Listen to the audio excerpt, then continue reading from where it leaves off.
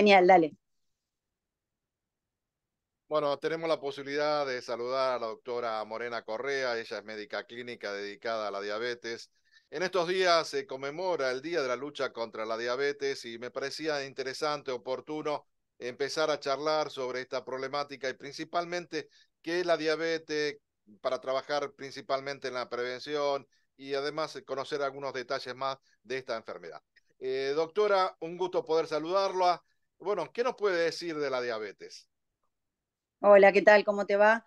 Gracias por la invitación a charlar un poco de este tema que hoy en día es tan importante. La diabetes, mañana, bueno, justo es el día que se conmemora un aniversario.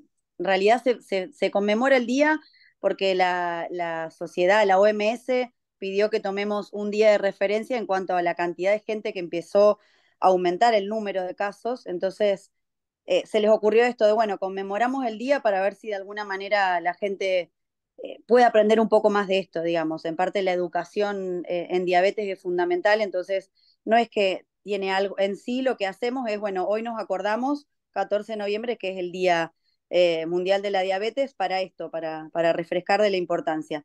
La diabetes es una enfermedad crónica, como sabe la gente, que lo que hace es mantener valores de glucosa en sangre alto, de azúcar, que es una palabra más común, y a partir de ahí, con valores altos de azúcar en sangre, trae un montón de trastornos en el cuerpo, muchas complicaciones. La diabetes, el azúcar en sí no sería el problema, digamos. La situación es todo lo que genera el azúcar después a partir de muchos años de enfermedad. Y lo que es muy importante entender es que al ser una enfermedad de tipo crónica y silente y asintomática, si no tomamos conciencia de que tenemos que ir al médico y hay una edad, particularmente después de los 35, en los cuales nos sugieren una vez al año ir a hacer un screening. Screening es me saco sangre y veo qué valores de azúcar tengo en sangre. Es muy difícil que la detectemos. O sea, no es una enfermedad que dé demasiados síntomas, de ahí la importancia de educar a la gente antes de que aparezcan las complicaciones. Bueno, Un sabemos poco de que eso. hay dos tipos de diabetes, la tipo 2 y la tipo 1. Quizás la tipo 2 es la que padecemos mayor cantidad de gente, es la que medianamente se puede controlar con una dieta, con la medicación oportuna, pero hay una otra diabetes que es más complicada. Contanos las diferencias y en qué consiste la diferencia, por favor. En realidad los números de diabetes son un poco más, es muy común que la gente diga tipo uno tipo 2. Hoy en día ya esta terminología se dejó de usar, pero es verdad que existe la diabetes tipo uno, que es la insulino requiriente, 100% requiriente, y la diabetes tipo 2. Pero hay muchas variantes más de diabetes que la gente no conoce, la diabetes gestacional, que es las embarazadas con diabetes, que eso no quiere decir que van a quedar diabéticas después del embarazo, pero ya quedan con un factorcito que les suma posibilidades de ser diabéticos en el día de mañana. Después están otros tipos de diabetes más raros, algunos que están asociados con la obesidad puramente, algunos tipos tienen nombres, por ahí la gente no los conoce, tipo MODI, tipo LADA, son diabetes más raras, pero también es importante que se sepa que no hay una sola forma de tener diabetes, las diabetes secundarias también existen asociadas a enfermedades o a uso de corticoides. Sí es verdad que lo que todos conocemos y manejamos más es la tipo uno, que es la que comúnmente aparece en la juventud o en los niños y necesita sí o sí de inyectarse insulina porque en resumen el cuerpo deja de fabricar insulina y es la única manera de que lo repongamos es con las inyecciones.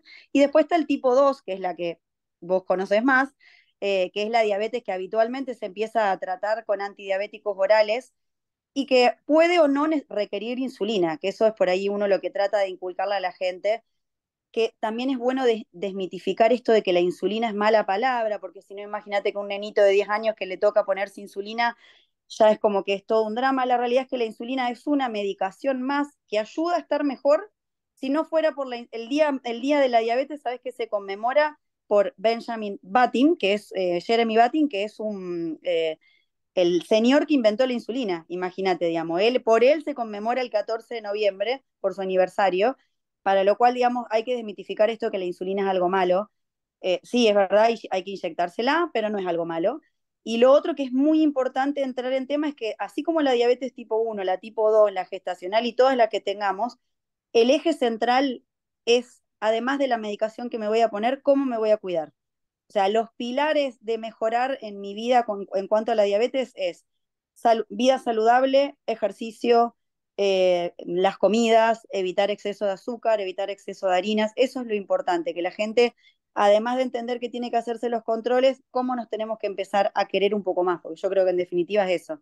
Bueno, y vos hablabas tangencialmente del tema de la obesidad. Hoy en el mundo es una complicación muy grande y se habla, Sí, sí, es casi una pandemia a nivel mundial. exacto, exacto. Y justamente en esto, porque quizás lo vemos mucho más cerca por la obesidad, pero también hay otros factores. Se habla también de factores hereditarios, factores que se predisponen en el cuerpo para llegar al tipo de diabetes que corresponda. ¿Qué nos puede decir Seguro, seguro. también? Creo que también tenemos que desmitificar y plantear todo esto, toda esta arista que tiene la diabetes. Obvio, obvio, obvio. La diabetes tiene una parte hereditaria, pero lo que yo siempre le explico a los pacientes cuando vienen es que, digamos, no es que si mi mamá es diabética, yo voy a ser diabética, o si tengo un hermano diabético, digamos, tiene una predisposición genética y hereditaria, se llama, pero después está la parte fenotípica. La parte fenotípica es lo ambiental, lo que yo le sumo en mi día a día.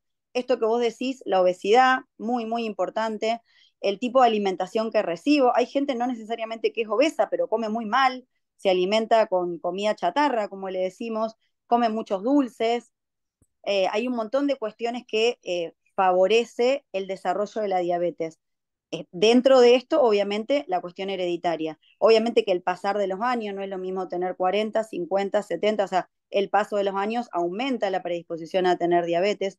Hay un montón de cosas que son importantes en cuanto a por qué uno puede volverse diabetes, pero no hay que quedarse con eso de si mi mamá es diabética, voy a ser diabética. No, hay un montón de otras cosas que se pueden hacer, Bueno, empezando por esto que te digo. Bueno, a veces lamentablemente se asocia la enfermedad con cuestiones casi muy graves, que bueno, al tío, al familiar, a un amigo, por la diabetes se le tuvo que amputar un dedo en el pie, un dedo del pie, o que tuvo alguna otra consecuencia. Tenemos que decir que esos son los extremos, las consecuencias más graves de la enfermedad, aquellos que no se han controlado, que no han llevado una vida, digamos, ordenada en el respecto de las consultas médicas o un seguimiento y un control adecuado a la hora de sobrellevar esta enfermedad. Claro, sí, sí, digamos, en resumen, digamos, uno tiene que hacer el intento de cuidarse, de hacer una vida saludable, de hacer sus controles médicos para evitar esas complicaciones. Las complicaciones pueden aparecer, no existe una vara de a quién le va a tocar más complicaciones o menos complicaciones. La verdad que te pasa a veces de gente que viene al consultorio y te dice, pero doctora, yo hice todo bien, yo me cuidé, y a veces las complicaciones aparecen igual. Vos sabés que la diabetes tiene órganos predilectos, ¿no? Uno es la vista, uno son los riñones, la parte vascular, las coronarias del corazón, la parte circulatoria en miembros inferiores, la parte nerviosa. O sea, si bien es una enfermedad que es asintomática y vos podés pasar décadas sin tener ningún síntoma, cuando empiezan a aparecer las complicaciones son muy graves y uno tiene que llegar antes. Por eso siempre se hace la comparación del iceberg, ¿viste? Que te dicen, bueno, el iceberg, la puntita del iceberg somos los que saben que tienen diabetes. Y abajo hay un colchón de gente que está por debajo, mucho más grande que el piquito ese, que son las personas que no saben que tienen diabetes. Y esas son personas asintomáticas que tal vez pasan décadas de su vida no cuidándose, no ordenándose con lo que tienen que hacer y después ya llegamos tarde, porque nosotros el paciente viene con diabetes ya con la complicación en la vista, ya con el riñón. De ahí esto de que el lema de la campaña de la OMS, ahora actualmente por el Día Mundial de la Diabetes, es educar para proteger. O sea, estos últimos 3 años la campaña se llama educar para proteger. Si yo no entiendo que me tengo que controlar y que tengo que ir al médico para evitar lo que viene, es muy difícil. Sabemos que uno de los lemas de la medicina moderna es la prevención antes que curar. Uno creo que tienen que, esto que vos Tal hablas, cual, tal cual. la Promoción y prevención de la salud. Claro. Además, esto vos hablabas de una enfermedad que aparece con otras enfermedades y asociada, y esto se potencia más. Y entonces la sugerencia, vos hablabas de los hombres o mujeres después de los 35 años, pero también los controles en la pediatría, en los niños, también seguramente son indispensables, los controles de análisis de sangre, glucosa, hay índices que seguramente seguro.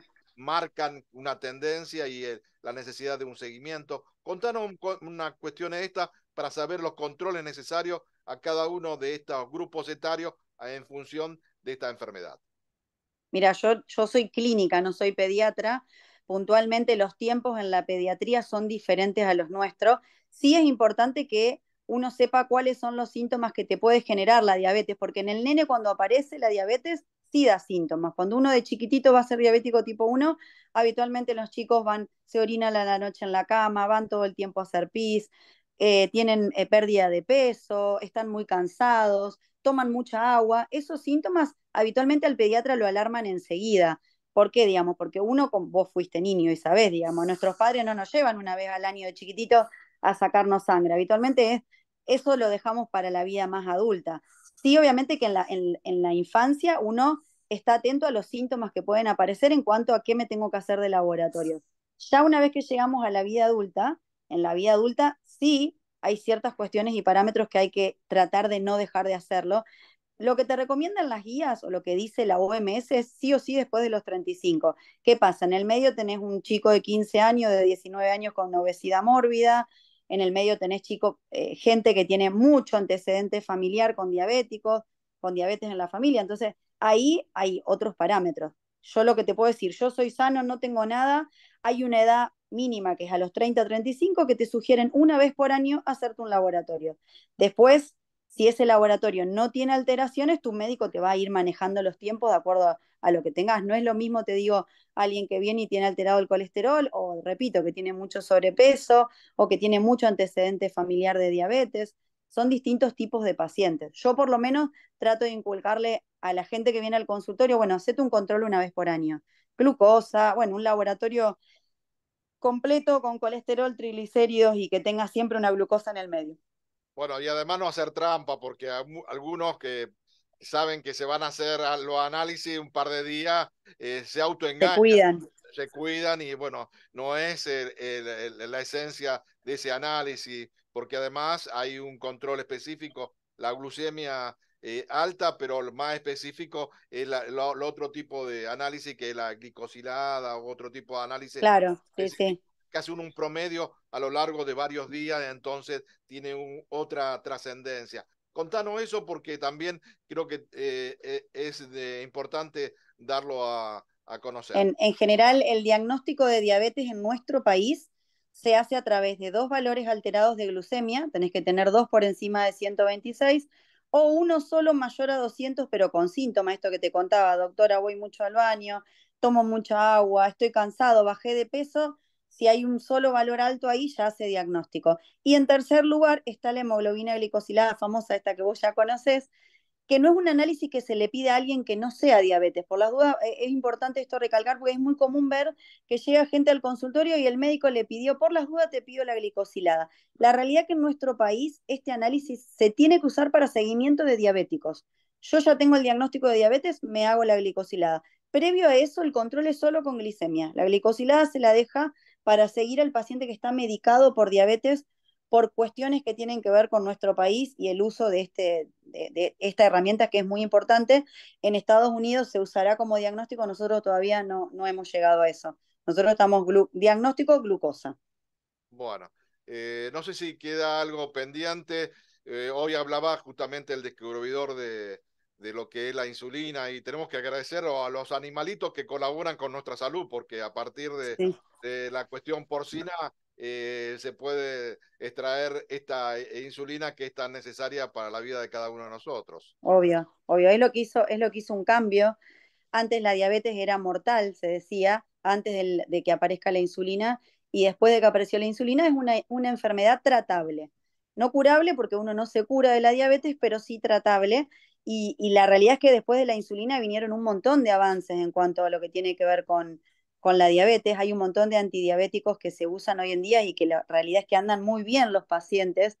Yo siempre digo que no hay que relajar con esto porque hay mucha gente que, la verdad que sí, que con la medicación anda bien, pero es central el entender lo importante de cuidarnos con la alimentación y hacer ejercicio. 100%, siempre que vienen al consultorio yo les digo, haz de cuenta que tenés una mesa de 3 patas. Si tu pata está solo con la patita de la medicación y te faltan las 2 patitas de la caminata, del ejercicio y la patita de me cuido un poco con lo que como, es muy difícil que andes bien. Hay gente que tiene suerte y come mal y anda bien, son los menos. También siempre les hago a mis pacientes la comparación esta de si yo voy en un auto, paso un semáforo en rojo, probablemente, si paso el semáforo en rojo, probablemente choque a alguien, y si lo paso en verde, probablemente no choque a nadie, pero puede pasar que lo pase en verde y que me choquen a mí. Entonces, sí, obviamente, si hacemos las cosas bien, tenemos más chances de andar bien que si las hacemos mal. Es bastante una analogía bastante clara. Y la última pregunta, ¿hay otros factores, por ejemplo, el estrés, la cuestión emocional que influyen en la diabetes? Sí, sí, seguro. Yo siempre por ahí lo que trato de desmitificar, viste que la diabetes es como una enfermedad que debe ser la que más mitos tiene en la vida. Esto de que la gente tiene mucho, bueno, doctora, pero yo estuve muy ansiosa y muy nerviosa y estuve mal y me subió el azúcar. Sí, es verdad que cuando uno está con mucho estrés, el cortisol, que es una hormona, ¿no? Sube en nuestro cuerpo y hace subir los valores de glucosa en sangre, pero no es que, digamos, le podemos adjudicar a los nervios, al llanto, a la angustia. Yo siempre les digo, si no todos los que estarían en el psiquiátrico estarían todos con diabetes y no es así.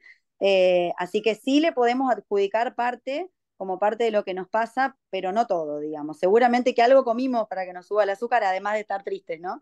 Eh, es un combo todo esto. Bueno, ¿hay alguna otra reflexión final, doctor, agradeciendo su tiempo y su buena predisposición? No, bueno, no, gracias a vos por la invitación. La realidad es que uno, como médico, yo por lo menos todos los días en el consultorio hago el esfuerzo de que la gente que viene y que tiene diabetes, primero no tenga miedo, no es bueno vivir con miedo, ya tenemos muchas cosas en la vida para vivir con miedo, que miedo a los que nos roban, a los ladrones, a las guerras. La diabetes es una enfermedad como muchas otras que nos pueden tocar. eh, no tenerle miedo, sí empoderarse, digamos, sí hacerse cargo de que nos toca esto ahora y cómo hago para estar mejor. Me parece que eso es lo más importante y que el paciente diabético entienda que uno está para acompañarlo y para asistirlo y para lograr que esté mejor. Y también transmitirle a la gente que nada, que es fundamental esto que dice el lema que está haciendo correr la OMS, digamos, es educar para protegernos. Si todos juntos más o menos nos informamos, no con información que nos sume, ¿no? Con información que sea buena, si todos nos informamos un poco, si ayudamos al de al lado, seguro que esta, que también es una pandemia, viste que dicen que, digamos, de 10 personas que te cruces por la calle, una tiene diabetes siempre, y lamentablemente de 2 que te cruzas por la calle diabético, una no lo sabe. Entonces, que todos nos acompañemos, nos asistamos así para adelante, deja de ser una curva negativa, porque los médicos cada vez que vamos a un congreso, bueno, en el 2035 van a ser millones de millones, en el 2045, bueno, alguna forma de que esto empiece a bajar, de que nos demos cuenta de que tenemos que colaborar nosotros para estar mejor.